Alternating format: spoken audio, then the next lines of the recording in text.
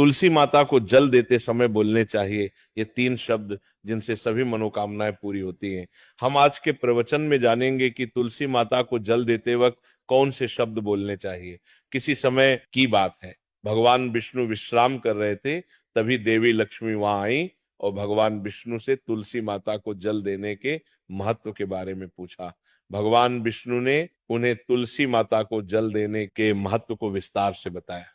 तब देवी लक्ष्मी ने कहा, हे स्वामी, आपने मुझे तुलसी माता के महत्व के बारे में बताया, लेकिन अब मैं ये जानना चाहती हूँ कि तुलसी माता को जल कैसे देना चाहिए, उनकी सेवा की सबसे श्रेष्ठ विधि क्या है, और जल देते समय कौन सा मंत्र बोलना चाहिए। भगवान विष्णु ने उत्तर दिया, प्रिया देवी, जैसा कि मैंने तुम्हें तुलसी माता के महत्व के बारे में बताया, उसी प्रकार तुलसी माता को जल देते समय बोला जाने वाला मंत्र भी बहुत महत्वपूर्ण है।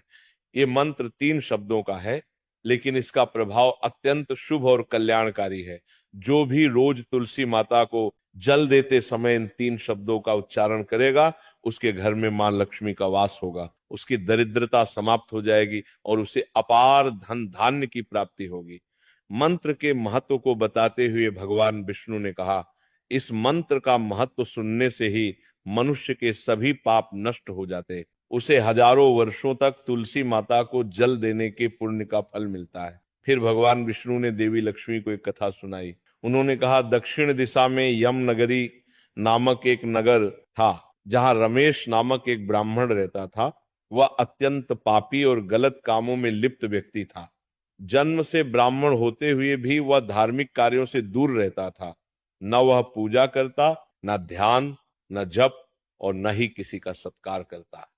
वह मदिरापान और मांसाहार भी करता था और हमेशा अनैतिक कार्यों में व्यस्त रहता था। और वह ब्राह्मण दिन में खेत में काम करके पत्ते बेचकर अपनी जीविका चलाता था और रात में वेश्याओं के पास जाता था। इस प्रकार उसने अनेक वर्षों तक अपना जीवन इसी पापपूर्ण तरीके से बिताया।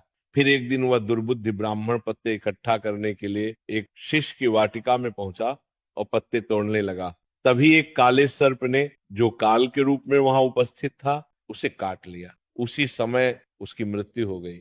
उसकी मृत्यु के तुरंत बाद यमराज के दूत वहां प्रकट हुए और उसकी आत्मा को लेने के लिए आए। वे उसे यमलोक ले जाने लगे। मार्ग में वह ब्राह्मण यमदूतों के सामने रोने और विलाप करने लगा। उसने कहा, हे दूतों, मुझे कहाँ ले जा रहे हो? मुझे छोड़ दो, मेरे प्राण बचा लो। लेकिन यमदूत बोले, अरे पापी ब्राह्मण, तेरे दुष्कर्मों के कारण तुझे यह दंड मिला है। अब यमराज तुझे घोर नरक में डालेंगे। यमलोक पहुंच